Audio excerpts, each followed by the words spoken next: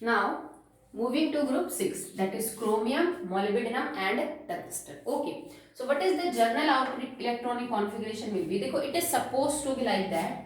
N-1D, 4 और NS2. ये suppose की गई थी, बट आपको पता है chromium and all the elements have exceptional configuration. S का जो एक इलेक्ट्रॉन है वो डी में शिफ्ट होता है to acquire exactly half filled configuration for that extra stability. तो आप इसकी जगह ये लिख सकते हो N-1D 5 और NS1. ठीक है, तो जर्नल आउटर इलेक्ट्रॉनिक कॉन्फ़िगरेशन आपकी ये हो जाएगी. अगर मैं इसमें क्रोमियम की बात करूं तो क्रोमियम देखो, एक तो इसका ग्रुप नंबर 6 है, तो स्टेबल ऑक्सीडेशन स्टेट रहेगी +6. जाहिर सी बात है 6 के बाद कॉन्फ़िगरेशन नोबल हो जाएगी. इसके बाद क्रोमियम एक और ऑक्सीडेशन स्टेट शो करता है, that is +3, like chromium trichloride. +6 किसमें करेगा, जैसे K2Cr2O7 के अंदर. डाइक्रोमेट क्रोमेटाइन में ये +6 में रहेगा, और जैसे इस कंपाउंड में ये +3 ऑक्सीडेशन स्टेट भी शो करेगा. ठीक है, बट अगर मैं बात करूं अबाउट मोलिब्डेनम एंड टंगस्टन, तो वो बेटा +5 और +6 ऑक्सीडेशन स्टेट शो करेंगे. They can show +5 and +6 oxidation state. ठीक है, क्रोमियम जो है वो आपका कोरोजन रेसिस्टेंट एलिमेंट है, उसको जंग वगैरह नहीं लगता है. तो यूजुअली जो हमारे घर की टैप्स वगैरह होती हैं वो लोहे की बना के उसके ऊपर क्रोमियम की प्लेटिंग कर दी जाती है. तो आयरन को प्रोटेक्ट करने के लिए कोरोजन से हम क्रोमियम की जो है वो प्लेटिंग करते हैं ताकि जंग ना लगे, क्योंकि कोरोजन जो है वो क्रोमियम को नहीं लगता है. ठीक है, इसको बहुत सारी अलॉयस बनाने में भी यूज करते हैं. इनफैक्ट स्टील बनाने में भी हम क्रोमियम को यूज कर सकते हैं. ठीक है, जैसे बहुत टाइप के स्टील होते हैं, निकल स्टील, क्रोम स्टील. तो क्रोम स्टील जो होता है ना, उसमें आयरन कार्बन के साथ साथ हम क्रोमियम को भी ऐड कर देते हैं फॉर एक्स्ट्रा स्ट्रेंथ. ठीक है, अगर आप बात करें अबाउट टंगस्टन, तो आपको पता है कि tungsten is the highest melting point रखने वाला जो एलिमेंट है डी ब्लॉक का, वो है. यूजुअली ये सारे ही अच्छे हैं बेटा, इन सब का अच्छा खासा हाई मेल्टिंग और बॉइलिंग पॉइंट होता है. बट डी ब्लॉक के अंदर जो आपका टंगस्टन है, that is having highest melting point, और इसी वजह से आप इसको बल्ब फिलामेंट वगैरह बनाने के अंदर भी यूज करते हैं. ठीक है, मोलिब्डेनम जो आपके पास है, मोलिब्डेनम का भी अच्छा खासा जो है बेटा वो होता है मेल्टिंग पॉइंट. ये बहुत अच्छा कैटलिस्ट होता है. ठीक है, जैसे आपने पढ़ा भी होगा हैबर प्रोसेस में आयरन के साथ साथ हम मोलिब्डेनम लेते हैं. जो मोलिब्डेनम एक तरह का प्रोमोटर है. अब प्रोमोटर क्या होते हैं बेटा, जो कैटलिस्ट के भी काम को एनहेंस कर सके. तो मोलिब्डेनम आपका यहाँ पे एज एन प्रोमोटर जो है वो यूज किया जाता है. ठीक है, तो क्रोमियम के कुछ कंपाउंड्स भी अच्छे कैटलिस्ट हो सकते हैं. ये अच्छा कैटलिस्ट हो सकता है, इसको हम बल्ब फिलामेंट वगैरह बनाने के अंदर जो है वो यूज करते हैं. ठीक है, इसके अलावा एक और चीज है, मोलिब्डेनम और टंगस्टन को हम एक्सरे ट्यूब्स के अंदर यूज करते हैं टू प्रोड्यूस एक्सरे. ठीक है, ये आपने शायद 9th या 10th में पढ़ा होगा, discovery of electron, proton and neutron में, कि जो ट्यूब्स होती है उनके अंदर अगर आप हाई इलेक्ट्रॉन बीम को डालो इन मेटल्स पे, लाइक मोलिब्डेनम, टंगस्टन, इनके ऊपर एक हाई इलेक्ट्रॉन बीम डालो तो इनमें से एक्सरेज प्रोड्यूस हो सकती हैं. They can generate X rays. ठीक है, तो ये दो एलिमेंट इंपॉर्टेंट है, इनसे आप एक्सरे जो है वो जनरेट कर सकते हो. अलॉयज वगैरह बनाने के अंदर ये बहुत यूज किए जाते हैं. ठीक है, कुछ इंपॉर्टेंट कंपाउंड भी इनके, जैसे K2Cr2O7 क्रोमियम का बहुत इंपॉर्टेंट कंपाउंड है. ठीक है, क्योंकि ये बहुत अच्छा ऑक्सीडाइजिंग एजेंट होता है, जिसकी रिएक्शन आपने पहले भी पढ़ रखी है और आगे भी हम इनको डिस्कस करेंगे. So this is very very important compound of chromium. ठीक है, इसके अलावा कई सारे मिनरल्स ओर्स के अंदर भी क्रोमियम पाया जाता है. जैसे आपने एक क्रोमाइट ओर पढ़ी होगी, ठीक, आयरन की है, जो कि मैग्नेटिक इन द नेचर होती है. ठीक है, जिससे इसको बनाते भी हैं, तो वो मिनरल है जिसके अंदर क्रोमियम जो है वो पाया जाता है. Okay, so that will be all in the group 6. ठीक है, अब बात करते हैं about the group 7.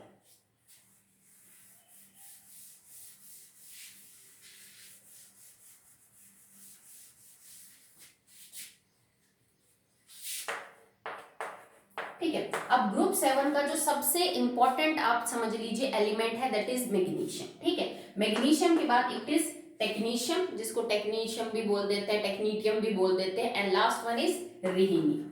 Okay, so manganese, technetium and rhenium. ठीक है, इसमें मैग्नीज के यूज आपने अक्सर पढ़ लिए होंगे, इसकी प्रॉपर्टीज के बारे में भी आपको पता होगा कि इसमें बड़ी वैरायटी होती है ऑक्सीडेशन स्टेट की।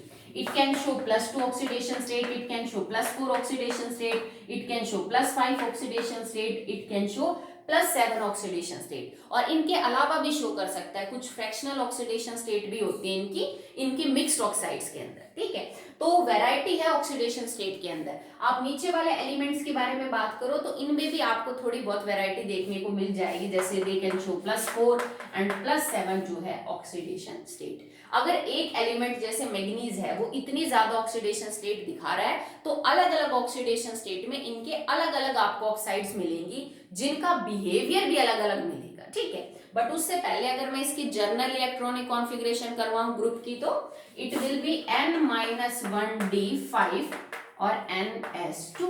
Exactly half field electronic configuration है डी ब्लॉक की, NS2 और N-1D5। ठीक है, मैग्नीज भी बहुत सारे कंपाउंड्स के इसके जो हैं they are used as an catalyst, जैसे एक आपने सुना होगा MnO2।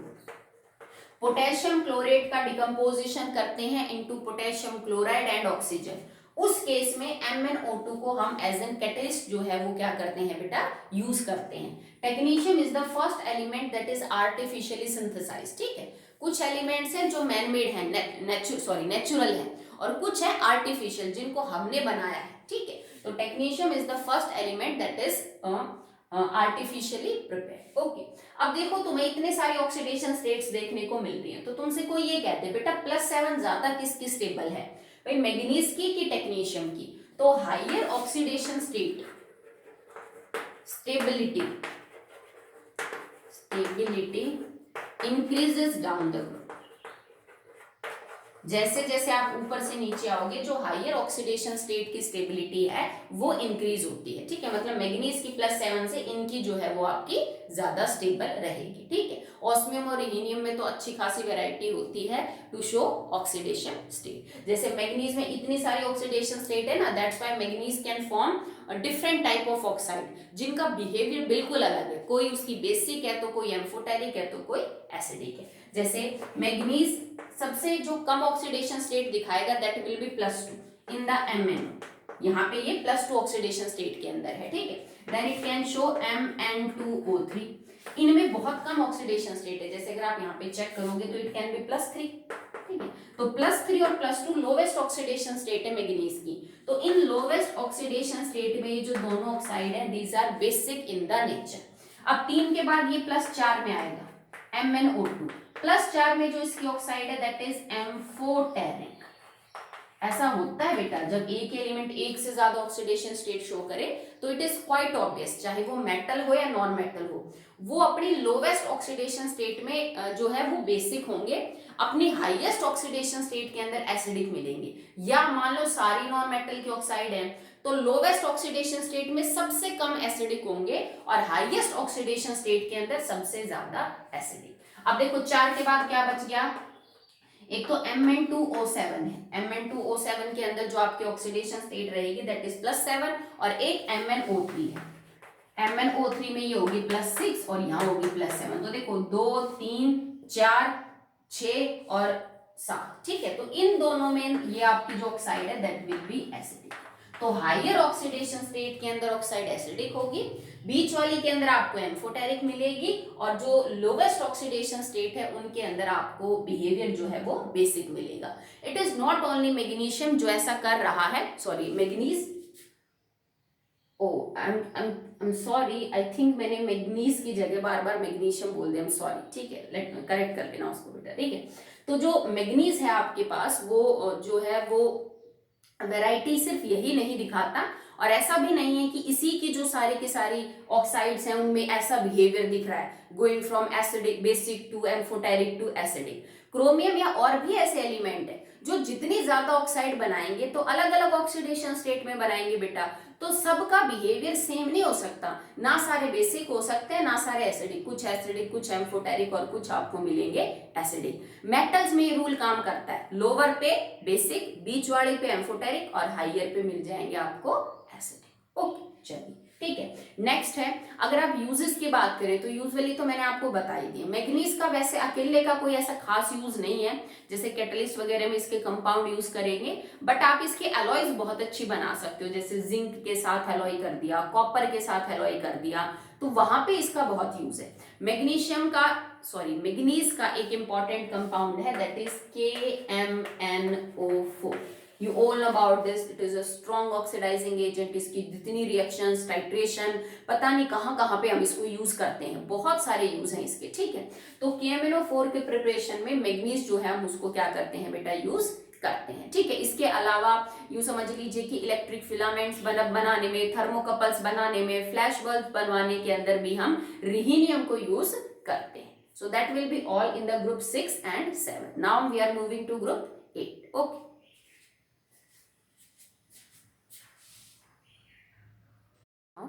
We study these three groups in combined. Okay, so 8, 9 and 10, these are iron, ruthenium, osmium, cobalt, rhodium, iridium, nickel, palladium and platinum. तो ऑक्सीडेशन स्टेट वगैरह से बात शुरू कर लेते हैं, क्योंकि जर्नल आउटर इलेक्ट्रॉनिक कॉन्फ़िगरेशन तो बेटा आप लिख ही दोगे। इस केस में क्या हो जाएगी, आयरन के केस में देखो इट इज N-1d6NH2, इस केस में क्या हो जाएगी N-1d7 it is NH2 and it is N-1d8NH2। Okay, ठीक है, जिसमें देखो पैलेडियम का एक्सेप्शनल है, आपको जानते हो आप, इसमें एस में कोई इलेक्ट्रॉन नहीं होता है। तो जो एक दो एक्सेप्शनल केस है उनके अलावा जर्नल आपकी ये रहेंगे, ठीक है।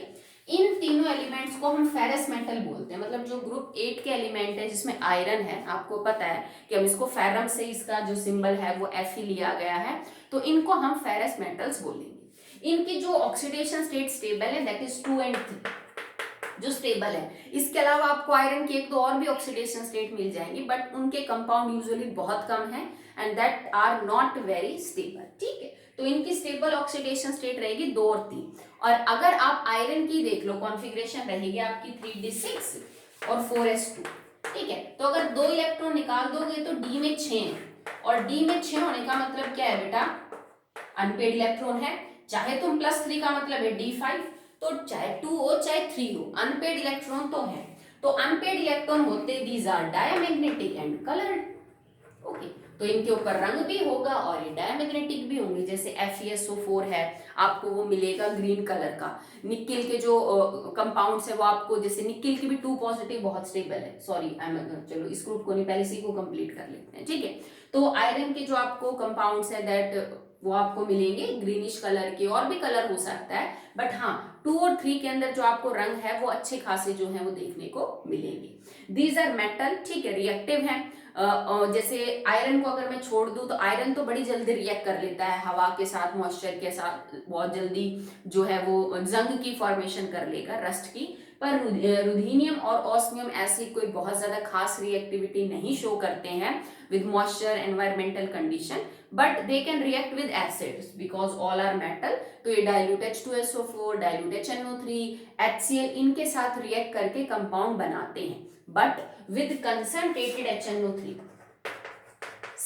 After some time they become passive. Reason आप जानते हो कि कंसंट्रेटेड HNO3 के साथ बहुत सारे एलिमेंट है जो पैसिव हो जाते हैं बाद में, due to the formation of protective oxide layer on the metal. जैसे Al2O3 प्रोटेक्ट करता है, बाकी बचे हुए किसको, जो एल्यूमिनियम है उसको प्रोटेक्ट करता है, ठीक है। ये बहुत अच्छे कोऑर्डिनेशन कंपाउंड बनाते हैं, ठीक है। जैसे 2 और 4, 3 जो है इसके अलावा जरूरी नहीं कि यही हो, जैसे कार्बन मोनोऑक्साइड के साथ आयरन का एक कोऑर्डिनेशन कंपाउंड है दैट इज पेंटाकार्बोनाइल आयरन। ओके, तो इसमें आयरन 0 ऑक्सीडेशन स्टेट में भी होता है, क्योंकि CO के ऊपर कोई चार्ज नहीं होता।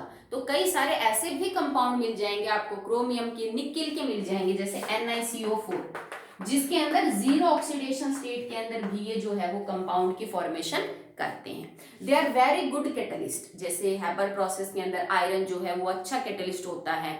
ऑर्गेनिक रिएक्शंस के अंदर जो आयरन की ऑक्साइड है वो एज ए कैटलिस्ट आप यूज कर सकते हो। कुछ रिडक्शन, ऑर्गेनिक कंपाउंड्स में रिडक्शन के लिए हम आयरन विद एसिड यूज करते हैं, जैसे Fe+ में HCl को हम एज एन रिडक्शन में प्रोसेस में यूज करते हैं, ठीक है। तो बहुत सारी जगह ये अच्छे कैटलिस्ट का जो है वो काम कर सकते हैं, ठीक है। रुधीनियम और ऑस्मियम में वैरायटी है बहुत ऑक्सीडेशन स्टेट की, ऑस्मियम तो बेटा हाईएस्ट ऑक्सीडेशन स्टेट शो कर सकता है डी ब्लॉक एलिमेंट में, that is +8। Okay, top to bottom आओगे साइज बढ़ेगा, but due to lanthanoid contraction नीचे वाले एलिमेंट्स में साइज के अंदर आपको सिमिलैरिटी देखने को मिल जाएगी। ओके, चलिए बात करते हैं अबाउट दीज एलिमेंट्स। ठीक है, तो देखो अगर आप कोबाल्ट और निकेल की भी कॉन्फ़िगरेशन की बात करें तो it is 3d7 and 3d8। Okay, नीचे भी जैसे करोगे तो अनपेड इलेक्ट्रॉन तो इनमें भी है बेटा। ठीक है, अनपेड इलेक्ट्रॉन होते हैं, इनके भी कंपाउंड कलर्ड मिलेंगे और आपको पैरामैग्नेटिक मिलेंगे। जैसे कोबाल्ट के कंपाउंड आपको मिल जाएंगे पिंकिश कलर के, जैसे निकेल के कंपाउंड आपको मिल जाएंगे ग्रीन कलर के, क्योंकि निकेल की जो स्टेबल ऑक्सीडेशन स्टेट है ना बेटा वो +2 है। मैंने आपको बताया भी था कि प्लेटिनियम जो है वो +4 अच्छी करता है, तो निकेल जो है वो +2 अच्छी करता है। ठीक है, तो इनके कंपाउंड्स भी आपको जनरली कलर्ड ही मिलेंगे due to the presence of unpaired number of electron. इसी तरह ऊपर से नीचे जब तुम आओगे तो जो नंबर ऑफ ऑक्सीडेशन स्टेट है, वेराइटी है, वो बढ़ेगी ऑक्सीडेशन स्टेट के अंदर। ऊपर से नीचे, जैसे निकेल में इतनी वैरायटी नहीं है जितनी आपको नीचे वाले में मिल जाएगी। प्लेटिनियम तो आपको पता है बेटा यहाँ पे कि जो है वो नोबल मेटल है, ये तो जनरली किसी के साथ भी इतनी जल्दी रिएक्ट नहीं करता है। ठीक है, कोबाल्ट और निकेल भी अच्छे कैटलिस्ट है, इवन पीटी एंड पीटीबी, ये तीनों एलिमेंट निकेल, प्लेटिनियम और पैलेडियम हाइड्रोजिनेशन रिएक्शंस में यूज किए जाते हैं because they are good absorber of hydrogen. Cobalt को हम फिशर ट्रॉप प्रोसेस में यूज करते हैं for the manufacturing of gasoline, that is artificial petrol. Rhodium को भी यूज किया जाता है, ठीक है, बहुत सारी रिएक्शन में एज एन कैटलिस्ट के तौर पे हम इसको यूज करते हैं। ठीक है, तो अच्छे कैटलिस्ट जो हैं वो आपको देखने को मिलेंगे। आयरन का यूज तो बेटा मेरे को बताने की जरूरत ही नहीं है, आप सब जानते हो आयरन के क्या क्या यूज है।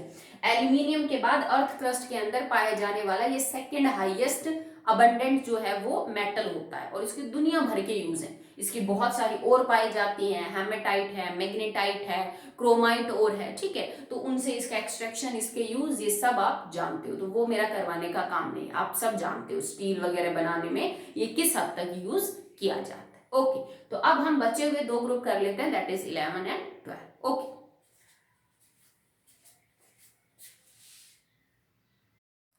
so now the next two groups are group 11 that is copper, silver, gold, group 12 zinc, cadmium and mercury। ठीक है, तो आपको पता है इनका एक्सेप्शनल केस, तो इन वाले की जर्नल कॉन्फ़िगरेशन है N-1D10 एंड NS2 और इनकी हो जाएगी N-1D10 sorry NS1 and it is NS2। ठीक है, to gain the extra stability from fully filled configuration S का एक इलेक्ट्रॉन डी में माइग्रेट हो जाएगा। ठीक है, ये आपको कॉइनेज मेटल्स है, these metals are known as coinage metals. पूछ लेते हैं एक नंबर में, व्हाट आर कॉइनेज मेटल्स, चारों में से एक कॉइनेज मेटल कौन है बताइए, क्योंकि इनके ओल्ड टाइम में सिक्के बनाए जाते थे, इवन अभी भी चांदी और सोने के सिक्के बनते हैं, तो दैट्स व्हाई कॉइन से इनका नाम पड़ गया कॉइनेज मेटल्स। अगर मैं स्टेबल ऑक्सीडेशन स्टेट की बात करूं तो कॉपर की +1 और +2 ऑक्सीडेशन स्टेट आपको देखने को मिलेंगी। सिल्वर के केस में +1 स्टेबल है, जबकि गोल्ड आपको +1 और +3 ऑक्सीडेशन स्टेट में देखने को मिलेगा। कॉपर की +2 ऑक्सीडेशन स्टेट जो है वो ज्यादा स्टेबल है एक्वस कंडीशन में, रीजन बता रखा है आपको। सिल्वर यूजुअली +1 ही करता है। गोल्ड आपको 2 ऑक्सीडेशन स्टेट्स में देखने को मिलेगा, जैसे लाइक AuCl3, ठीक है, पर यहाँ पे आपने AgCl ही देखा होगा, AgBr, ठीक है, AgNO3, इन सब के अंदर वो +1 ऑक्सीडेशन स्टेट जो है वो शो करता है। ठीक है, इसके अलावा कॉपर के अंदर डिस्प्रोपोर्शनेशन रिएक्शन शो करने की प्रॉपर्टी है एक्वस कंडीशन में। अगर आपने कॉपर को +1 में ले रखा है तो ये कन्वर्ट हो जाएगा into elemental copper and copper 2 positive. It shows that copper 2 positive is more stable as compare to the copper 1। These have very good tendency to form complex, क्योंकि इनका साइज छोटा है, चार्ज अच्छा खासा है, साइज छोटा है। ठीक है, तो कॉपर, सिल्वर और गोल्ड के अंदर बड़ी स्ट्रॉन्ग टेंडेंसी होती है टू फॉर्म कॉम्प्लेक्स। ठीक है, ये रिएक्टिविटी सीरीज में हाइड्रोजन से नीचे है, so they can't react with acid to liberate hydrogen gas. Even silver और गोल्ड तो इतने कम रिएक्टिव हैं कि ये स्ट्रॉन्ग से स्ट्रॉन्ग एसिड के साथ भी रिएक्शन नहीं करते। ये can only react with aqua regia, that is a mixture of HNO3 and HCl concentrated, HCl ratio HNO3 3:1, तो उस मिक्सचर के साथ रिएक्ट कर सकते हैं। अकेले किसी एसिड में इतनी हिम्मत नहीं है कि इनको जो है वो रिएक्ट करने पे मजबूर कर सके। ठीक है, अलॉयज वगैरह अच्छी बना लेते हैं, जैसे कॉपर, ब्रास, ब्रॉन्ज के अंदर जो है वो यूज किया जाता है। जिस गोल्ड की हम ज्वेलरी बनाते हैं वो एक्चुअली में अलॉय है, क्योंकि हम 24 कैरेट की तो ज्वेलरी बनाते नहीं है, तो उसमें भी हम अलॉय करते हैं, लाइक जिंक मिला दिया, चांदी मिला दी, इस तरह से सिल्वर मिला दिया थोड़ा सा, ठीक है। तो ज्वेलरी वाले पर्पस में बहुत यूज किए जाते हैं। कॉपर जो है वो इलेक्ट्रिकल अप्लायंसेस में उसके वायर वगैरह जो है बेटा वो बहुत ज्यादा बनाए जाते हैं, ठीक है। इसके अलावा कई सारी जो इलेक्ट्रोकेमिकल रिएक्शंस हैं उनके अंदर भी हम कॉपर वगैरह को टू फॉर्म रिडॉक्स कपल, ठीक है, उनको बनाने में, डेनियल सेल को बनाने में हम कॉपर वगैरह को, जिंक वगैरह को यूज करते हैं। ओके, इनके बारे में बात करें तो ये जो एलिमेंट है ना बेटा वो यूजुअली ट्रांजिशन एलिमेंट जैसी प्रॉपर्टी नहीं करते ज्यादा, because they have fully filled जो है कॉन्फ़िगरेशन है। यहाँ पे अगर मैं बताऊं तो जैसे जो +1 के कंपाउंड है ना बेटा, इनकी कॉन्फ़िगरेशन देखो ये है, तो इन सब में E10 है भरा हुआ और S में 1 है, तो +1 के अंदर तो ये आपको डायमैग्नेटिक कलरलेस मिलेंगे, बट +2 और +3 के अंदर ये आपको कलर्ड और पैरामैग्नेटिक मिल सकते हैं। जैसे कॉपर 2 पॉजिटिव ब्लीव है आपके पास, तो वो अनपेड इलेक्ट्रॉन की वजह से है। पर इनके अंदर जिंक और कैडमियम तो खाली करते ही +2 ऑक्सीडेशन स्टेट है। मरकरी में +1 और +2 आपको देखने को मिल जाएगी, तो कैडमियम और जिंक के अंदर अगर आप 2 इलेक्ट्रॉन निकाल भी दो तो वो तो जाएंगे S से।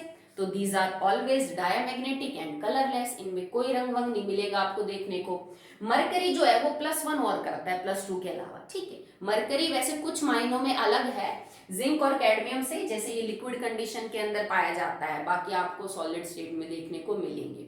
बहुत ज्यादा हाई मेल्टिंग बॉइलिंग पॉइंट नहीं है, मेटल वाली बहुत ज्यादा प्रॉपर्टीज यूज नहीं, मतलब इनके अंदर आपको देखने को नहीं मिलेंगी। जिंक कैडमियम मेटल की हैं तो एसिड के साथ रिएक्शन करते हैं to liberate hydrogen, like HCl के साथ, डाइल्यूट H2SO4 के साथ रिएक्ट करके H2 बाहर देंगे, जबकि मरकरी आपको ऐसा करता हुआ दिखाई नहीं देगा। ओके, जिंक को हम गैल्वेनाइजेशन में यूज करते हैं to protect iron from corrosion. Zinc is use in alloys, आपको याद है ना ब्रास के अंदर हम इसको जो है वो यूज करते हैं। कैडमियम को भी यूज किया जाता है बहुत सारी रिएक्शन में, ये कैटलिस्ट का काम भी कर सकता है। इसके अलावा इसको लेदर पॉलिशिंग में, लेदर मैन्युफैक्चरिंग के अंदर भी हम इसको यूज करते हैं, ठीक है। मरकरी को हम थर्मोमीटर्स के अंदर यूज करते हैं, बैरोमीटर्स, मैनोमीटर्स के अंदर हम मरकरी को जो है वो यूज करते हैं, ठीक है। इलेक्ट्रोड्स भी बनाए जाते हैं, कैलोमल इलेक्ट्रोड्स जो बोलते हैं वो भी हम मरकरी के बना सकते हैं। इवन जिंक भी यूज किया जा सकता है in electrochemical cells and to make electrodes. Okay, तो अभी हमने ग्रुप वाइज स्टडी कंप्लीट कर ली डी ब्लॉक एलिमेंट्स की। बचा हुआ टॉपिक कल करेंगे बेटा। ओके।